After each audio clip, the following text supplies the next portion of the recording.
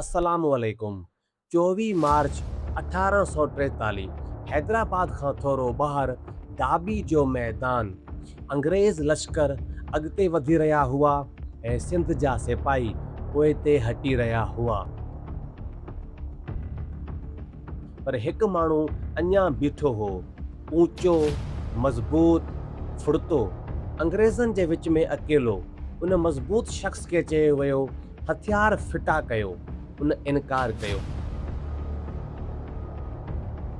उनखे ॿीहर चयो वियो, उन इनकार कयो ऐं उन शख़्स हिकु अज़ीम नारे सां जवाबु ॾिनो। उहो नारो छा हुयो? उहो सिर्फ़ु हिकु नारो न हुयो, उन नारे जे पोयां हिकु शख़्स जी कहाणी आहे। पहिरियां असांखे उन शख़्स जे बारे में कुझु ॼाणणु घुरिजे। उहो शख़्स हो होशू शीदी, जेको अफ्रीका मां ग़ुलाम बणिजी करे आयो हो। जो असल नालो त कुझु ॿियो हो, पर टालपुरनि उनखे होश मोहम्मद सॾियो। हू सिंध में ॼाओ न हो ऐं न वरी हुन में सिंध जो खून हो, पर जंहिं ॾींहुं उहो हिकु नारो हयो ऐं उन ॾींहुं उन शख़्स ज़ाहिर कयो त सिंध सिर्फ़ु खून मां नाहे बणी, पर मोहबत मां बि बणी आहे। इबरत जी ऐं सोचण जी ॻाल्हि इहा आहे, अॼु उन शख़्स जी क़ब्र जे मथां कचिरो पियो आहे। सदियुनि खां वठी समुंड खां पार अफ्रीका जे माण्हुनि खे आंदो वेंदो हो ग़ुलाम बणाइण जे लाइ। अरबी वापारी, फारसी हाकिम ऐं हिंदुस्तानी अमीर सभु उन्हनि ऊचनि मज़बूत अफ्रीकी माण्हुनि खे पंहिंजी ख़िदमत लाइ ख़रीद कंदा हुआ। होशू शीदी जो पीउ सिंध जे हाकिम मीर फ़तेह मोहम्मद टालपुर जे घर में ख़िदमत कंदो हो। होशू शीदी मज़बूत हो, ऊचो हो ऐं जंग जे हुनुर जो माहिर हो। टालपुरनि जो लश्कर उन्हनि माण्हुनि ते भाड़ींदो हो जेके जंग में सभ खां अॻियां हुजनि, ऐं होशू उन्हनि मां हिकु हो। ऐं आहिस्ते आहिस्ते होशू जूं सलाहियतूं उनखे मथे खणी आयूं। जेसी ताईं हू मीर शेर मोहम्मद टालपुर जे लश्कर जो कमांडर न बणियो। ऐं सोचण जी ॻाल्हि आहे, उहो माण्हू जेको अफ्रीका मां ग़ुलाम बणिजी आयो हो ऐं हाणे सिंध जी सभ खां वॾी फ़ौज जो सरदार बणियो। 1843 में अंग्रेज़ सिंध ते कब्ज़ो करण आया। सर चार्ल्स नेपियर जो लश्कर अॻियां वधी रहियो हो। पहिरियां अंग्रेज़नि खैरपुर जो किलो वरितो ऐं केतिरनि ई माण्हू ॾिठो त जंग जीतण जी नाहे, हथियार रखिया वञनि। होशू अञा बीठो रहियो।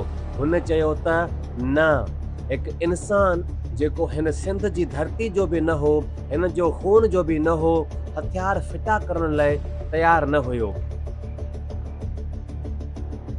24 मार्च 1843 डाबी जो मैदान।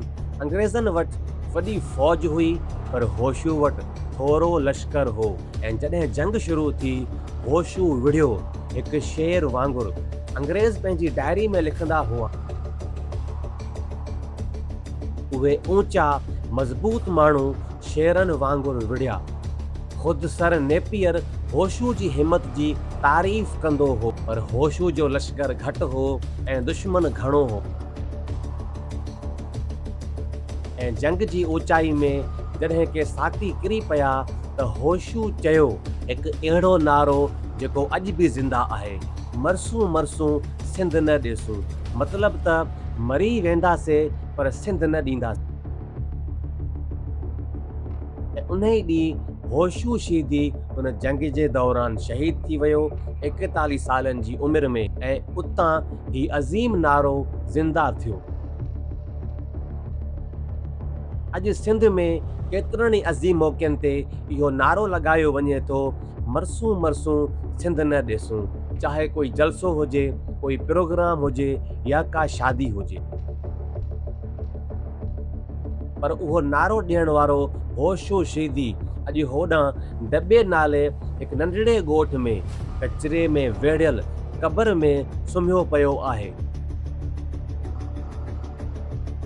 उहो माण्हू जंहिं सिंध लाइ जान ॾिनी ऐं सिंध जो बि न हो, अॼु सिंध उनखे विसारे छॾियो आहे।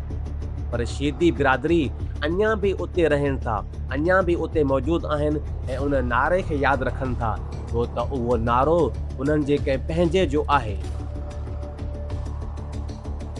होशू शीदी अफ्रीका मां आयो हो, हिकु ग़ुलाम बणिजी, पर हुन सिंध खे पंहिंजी माउ सम्झो ऐं पंहिंजी माउ लाइ जान ॾिनी। ऐं अॼु हिन भेरे जॾहिं अवां इहो नारो हणो, मरसूं मरसूं सिंध न ॾिसूं, त हिकु लम्हे लाइ बीहजो।